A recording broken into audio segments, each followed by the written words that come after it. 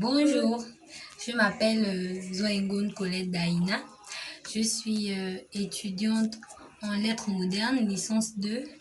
Et comme projet audiovisuel final, je vais vous parler de la négritude.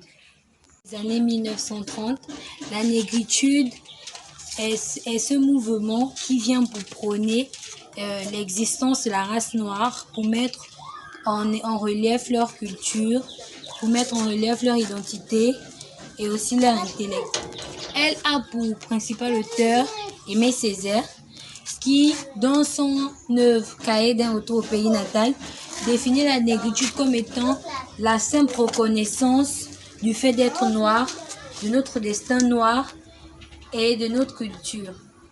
Cela pour dire qu'un noir ne devrait plus avoir honte d'être noir, qu'il devant les blancs, qui ne doit pas être celui-là que l'on rejette parce que tout homme est capable d'être intellectuel, tout homme a sa culture et tout homme a sa manière de faire. Et aussi, comme autre auteur, nous notons aussi Aimé Césaire, qui pour lui, la négritude est la manière de vivre en noir. C'est-à-dire qu'en toute liberté, la même manière que le blanc est fier d'être blanc, a le goût de vivre comme un blanc, le noir aussi ne devrait pas se cacher de cette réalité-là, de cette essence, de son identité en lui-même. Maintenant, ce mouvement aussi a permis à plusieurs, à vu naître aussi plusieurs manifestations, comme aussi la création de plusieurs documentaires ou documents ou encore des journaux comme l'étudiant noir, qui a commencé à publier aussi, qui est pour encourager les jeunes noirs à rejeter à rejeter le racisme anti-nègre, afin que l'homme noir aussi puisse être impliqué dans toutes les sociétés. Donc nous notons aussi Alain Diop, qui a soutenu aussi ce mouvement, de la négritude, avec dans la maison d'édition Présence africaine, donc dans lesquelles nous notons aussi André Gide, Albert Camus et bien d'autres, bien sûr, pour ce fait de revendiquer l'identité du noir.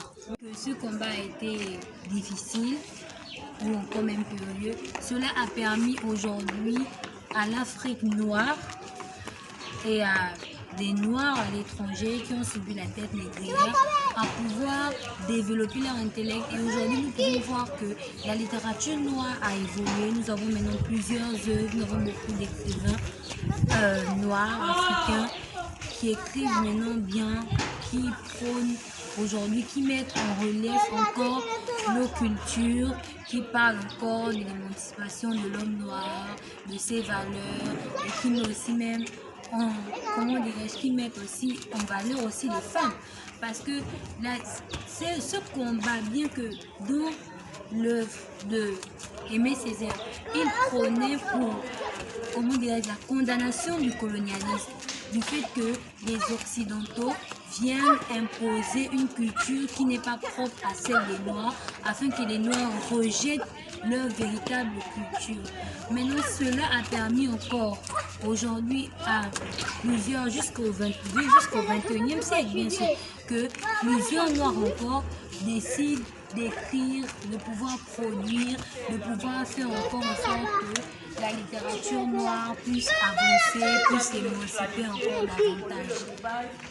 J'espère que cela vous permettra de pouvoir aussi, vous aussi, vous lancer dans l'écriture d'une œuvre afin de montrer en haute société ou encore afin de montrer aux générations à venir que ce combat n'a pas été vain et que nous aussi nous pouvons encore faire pour nous aussi nous pouvons encore élever encore notre culture et notre race. Merci.